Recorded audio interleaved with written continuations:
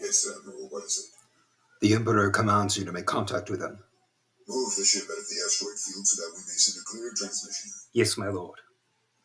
What's up, guys? Darth Vader coming back at you with yet another video today, and today we are we are reacting to 3 more scary animated horror stories. So without further ado, let's jump right into it, because I'm afraid if I continue to speak, I'm going to have a stroke again.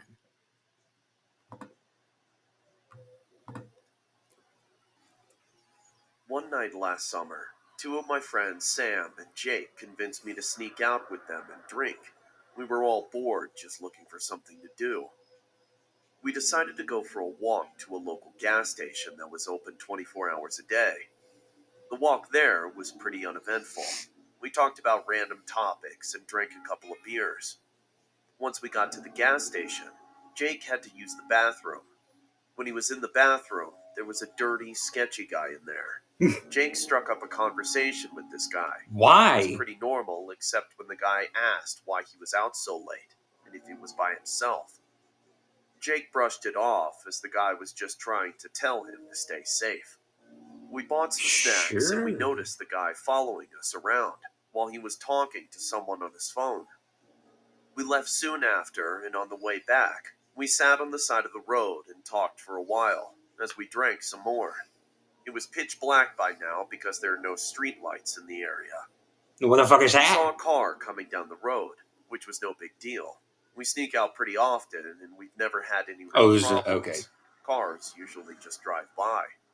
This time was different.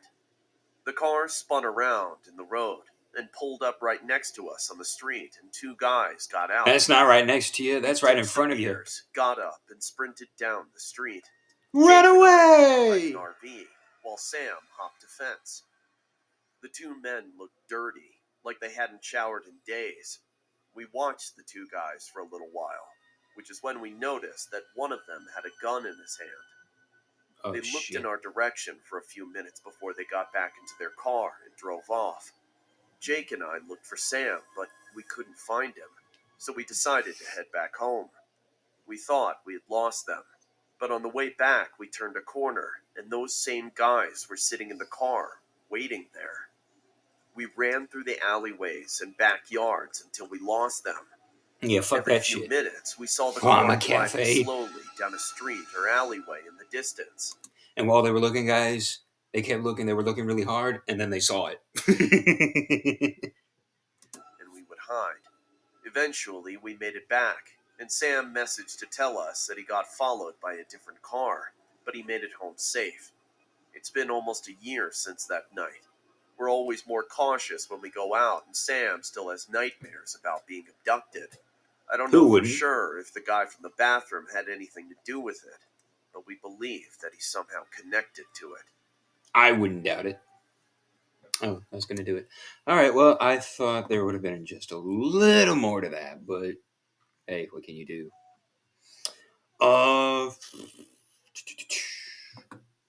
Let's find another video to react to. Creepy Night Shift Story 2. It's not 1, not 3, 2. What are the other ones? It was around 3 years ago. I was 17 years old, and I worked at the local library in my city. The library was located in the middle of the city, but was totally abandoned in the evenings. I only worked in the evenings, when all the older staff had already gone home. My colleague and I were the only one left there that night. What the fuck is that, man? What the fuck is this right here? Like, what is that? What the fuck is that hair? As it was the day before Christmas, and a blizzard was going on outside, not one single customer inhabited the building. Duh. My colleague Thomas was down at ground level, while I was sitting at my desk on the top level.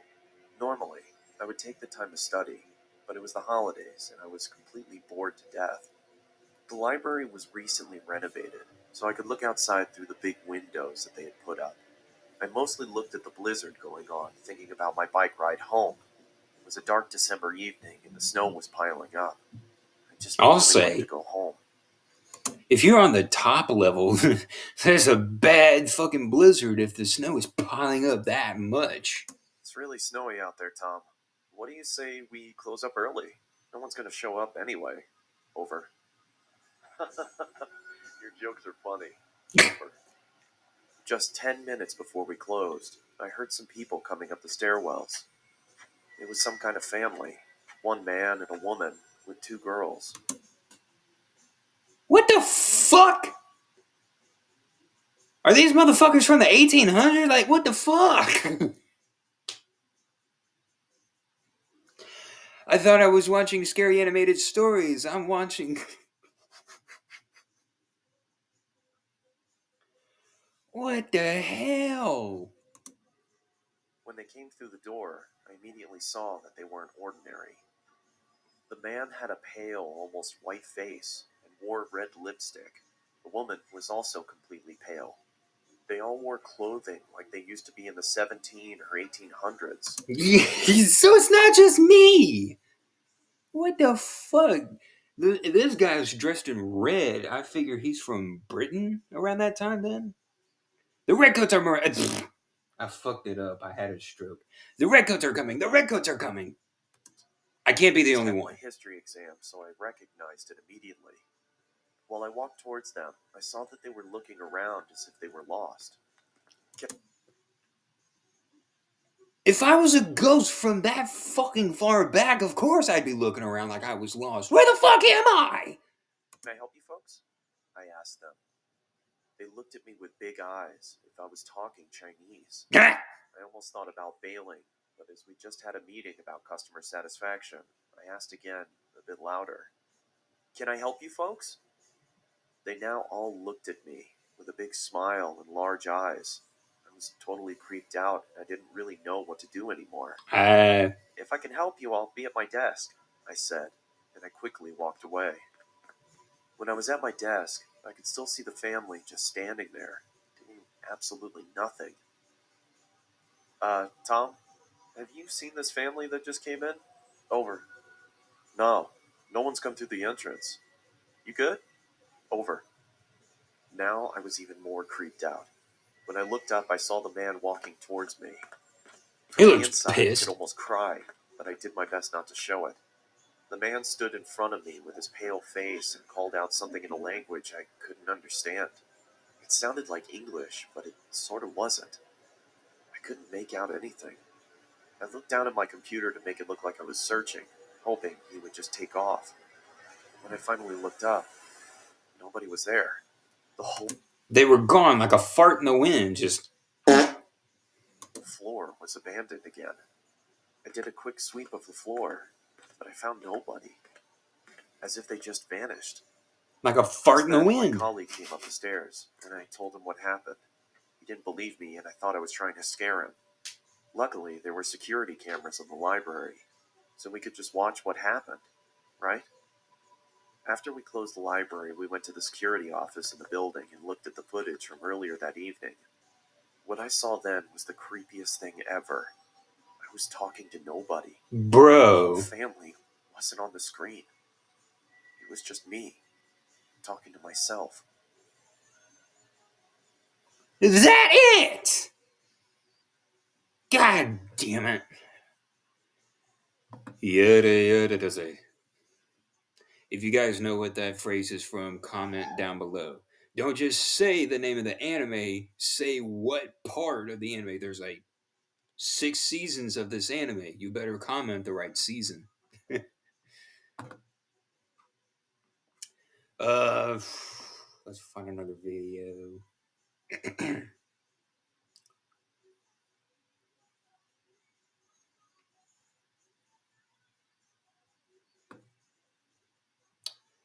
Creepy neighbor. We've all had those, haven't we?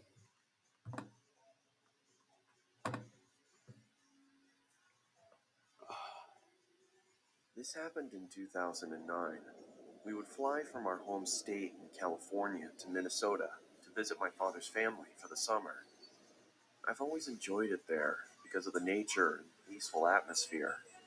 My father's family lived far from the nearest town, and he only had 2 neighbors. My only friend there was a girl who lived next door. Let's call her Morgan. She's around my age, and me, my sister, and her would always play from sunrise to sunset. One day at around 4 p.m., we were outside playing badminton. My sister hit the birdie too hard, and it landed in the next. She didn't just hit the fucking thing too hard. I mean, she just went all out with that. Like this game is a serious game to her or something. Like, what the fuck? Door neighbor's yard. Morgan said she had more inside her house and went to get them. I felt uncomfortable leaving it there, so I told my sister I'll go get it myself. She told me not to do it and just wait for Morgan. Yeah. While my sister was fixing the net, I decided to run and get it real quick. As I was about to enter the gate, my sister grabbed me from behind and began telling me how much of a bad idea it was. That's when an old man came out from behind the house. He picked up the birdie and said, "Is this yours?" I said yes and asked if I could have it back. He said he had his grandchildren's old toys upstairs and asked if we wanted to have them. Me and my sister were very young at the time, and we thought as he lived so close and he looked like a typical sweet grandfather, it's the worst that could happen. You'd be So we surprised. agreed and entered through the back door. Ah, fuck. The first thing I noticed was the stench. It smelled of damp and rotting food. Like I shrugged it ass. off at the time since he was old and lived alone. We heard Morgan calling our names, and we politely told the old man that we had to go. Maybe we'd return tomorrow. Morgan saw us through the window and immediately asked what we were doing there. I answered, "The sweet old man," and she cut me off and said that the house was abandoned since she moved there. I thought she was just playing around with me and told her to cut it out. She had a blank expression, and that's when I knew that she was serious.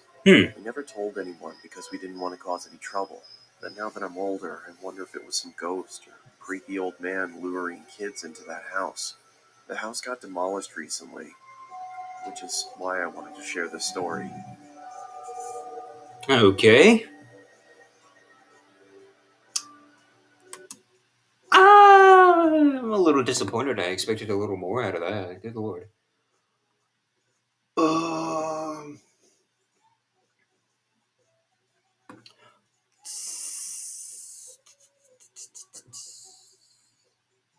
we may have time for one more. Let's check it out. If not, then we're screwed. Unit 522. This happened to my father one stormy night in Glenwood, Colorado. It was the 1980s. My father was an electrical engineer who was just returning from a job site. He worked long hours, and it wasn't uncommon for him to be heading home around midnight to the small cabin he shared with a friend tucked back in the canyon walls. It looks like a barn. It was pouring rain. Lightning flashed only to illuminate the murky puddled patches of washed-out terrain. As my father rounded the corner upon the dirt road, he passed a large willow tree. As his headlights crossed its base, he noticed someone was crouched underneath it. It was a woman who seemed to be in her late 20s, with long tangled blonde hair. She had on fairly casual clothing, and carried a somewhat large bundle under her arms wrapped in cloth. My father, being the gentleman that he was, decided to pull over and offered her to take shelter from the storm in his cabin, just up the road. She smiled and thanked him. As she got into his vehicle, she explained that she had been on a hike through the canyon that day when the storm hit, and she had been caught off guard by the rain. Dad smiled and pointed out that she wasn't exactly wearing the best clothing or shoes to go on a hike. She laughed and said that she had left her place on a whim unprepared. He asked if she needed him to dry anything at his place, pointing to the bundle she held tightly under her arm. Her voice suddenly got very stern and stated no. When my father asked her where she lived around the area, things started to get strange. She started telling my dad that she had no friends or family in the area and was quite vague when asked about details of where she lived. All she responded with was that it was too far to drive to tonight in this kind of weather. At this point, my dad said he felt that she was a bit off, but chalked it up to her exhaustion from hiking and standing out in the storm for several hours. As they entered the cabin, my dad remembered that his roommate had left that morning to take a trip out of town and wouldn't be back for several days. My dad would have offered her his friend's room, but wouldn't feel comfortable doing that without her permission. Remember, this was the 1980s. Pocket cell phones weren't on everyone yet. You don't My dad say. told her that she was welcome to sleep on the couch and dry off as he handed her several towels. She took them from him with her right hand, but still never let go of the bundle she hugged under her left arm. That's her left My hand. dad, at this point, realized that she had never given him her name, so he introduced himself. "Nice to meet you. My name is Mary Lou," she replied. My father started to feel a bit more at ease, and turned on the television for her and handed over the remote. She scanned through the channels, finally deciding on a gangster flick. There was a scene that involved a bunch of mobsters getting shot to pieces. Mary found this to be quite amusing, and started to laugh in a crackling, high-pitched tone. I would fucking leave. That's My a dad witch started laugh to right get a there. bit creeped out by this. She was enjoying it a little too much, he said. Then my dad asked her about her life, and things took a turn for the worse. When asked if she was in a relationship, she pointed down at her belt buckle and told my dad the story of her breakup. She claimed her last boyfriend wanted to be domineering over her, and to this she responded by bludgeoning him half to death in his gravel driveway with her belt buckle, the same one she was wearing. He kept saying stop, please stop, and begging, but I wouldn't show him mercy, she said, with a note of pride in her voice. I would get the fuck out. My dad asked if he had been abusing her, or if she was reacting defensively, and she merely scoffed and said, "No, otherwise he would be dead." My father's unease grew as the conversations progressed. She told him about her mother dying on the operating table, and how the surgeon who had been working on her walked out covered in blood and said that she would be fine. How is she supposed to be okay with all of her guts in the trash can? She spewed. Then she laughed again, glancing back at the TV screen, littered with disheveled, bullet-ridden corpses. "I love the sight of blood. It excites me, turns me on, you know. Death. Draining them to death." At this point, my dad was officially done. He was bigger and stronger than she was, and he was quite streetwise as well, and had seen plenty of horrors in his life. But the way she spoke with a violent confidence, combined with her sure grip upon the bundle which lay under her arm, sent chills down his spine. He needed a plan. Finally, an idea popped into my father's head. "I have a friend who's a priest in town. He has access to plenty of shelters funded by the church. You would be a lot more comfortable there instead of on our couch. They can feed you too, and arrange a ride for you to get home in the morning. I can call him right now. He's only a few miles from here," he stated reassuringly. Mary Lou's tone brightened to match his. "That sounds wonderful. Thank you so much." My father smiled, hiding his relief. "Of course, it's the least I could do for you."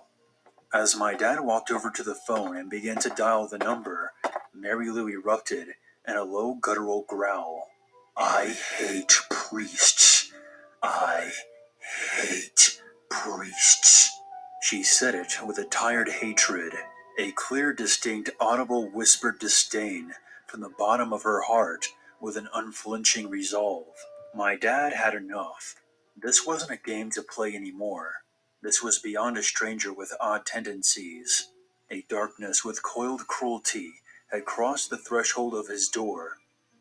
"You need to leave. She's And you need to possessed by leave a now," demon. She my needs an dad said, exorcist. pointing to the front of the cabin. "There's the door. I can't have you here and feel comfortable. I'm sorry, but the storm has stopped, and I hate to have you walk in the dark, but that's the way this has to go. Please leave." Mary Lou gazed upon him, expressionless, and finally just shrugged. My father walked her out, standing close to her, in the event that the bundle concealed some type of weapon. He wasn't taking any chances. She smiled at him as she slowly walked onto the front porch. "Goodbye for now. I'll see you when I see you," I she doubt said it. calmly. With that, she walked down the long dirt road, with a single streetlight upon its path. She looked back at him one last time, before crossing the light and disappearing, enveloped by the darkness with no trace of her to be seen. My dad called the police the next day, concerned that she may still be hiding on his premises somewhere. After speaking to his girlfriend about it, who is now my mom, and being convinced by her that she was going to cut the window screen when he was gone, hide in the house, and then kill him, Good they God. found nothing and said the area attracted a lot of transients and nomads. My father then made the mistake of telling his engineer buddies at work, which resulted in them bidding him farewell at the end of each shift, in the form of asking that he say hi to Mary Lou for them. My dad never saw her again. He still questions what could have been in that bundle that she so adamantly protected. He will never know. Well, good God. All right, then. That's going to do it for today's videos, guys. Yeah. Hope you all enjoyed, and if so, leave a like on the video down below. If you're new around here, be sure to subscribe, turn on the notification icon so you don't miss a single video that I upload. This was certainly an interesting one, to say the least. If you think there are any videos that I should react to, comment the link to them down below, and I will try to get to them whenever I can. Yeah. Remember, guys, I am altering the deal. Pray I don't alter it any further.